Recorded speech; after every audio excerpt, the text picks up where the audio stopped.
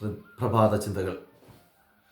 ജീവിതത്തിൽ ഒറ്റപ്പെട്ടു പോകുന്നു എന്ന് തോന്നുന്ന ചില നിമിഷങ്ങളിൽ ശ്രദ്ധയോടൊന്ന് നോക്കിയാൽ ചേർത്തു പിടിക്കുന്ന, തലോടുന്ന, സാമീപ്യമായി മാറുന്ന, പ്രതീക്ഷയാകുന്ന എന്തെങ്കിലുമൊക്കെ ഉണ്ടാകും. ആരെങ്കിലുമൊക്കെ കൂടെ ഉണ്ടാകും.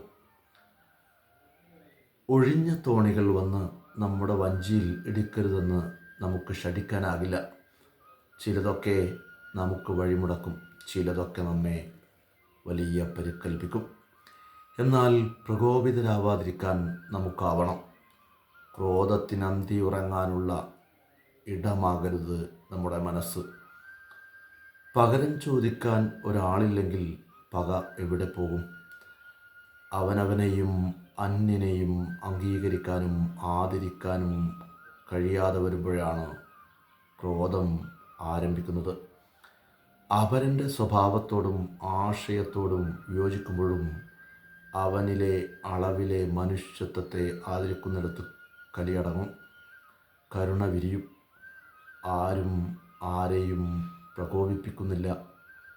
ഉള്ളിൽ തന്നെയുള്ള പ്രകോപനം പുറത്തു വരാൻ കാരണമന്വേഷിക്കുന്നു എന്നേ ഉള്ളൂ. എല്ലാ ചൂണ്ടയിലും കയറി കൊത്തുന്ന മീനുകളായി നാം മാറാൻ പാടില്ല. പ്രഭാത ചിന്തകൾ നാളെ കാലത്ത് മറ്റൊരു വിഷയവുമായി നിങ്ങളോടൊപ്പം.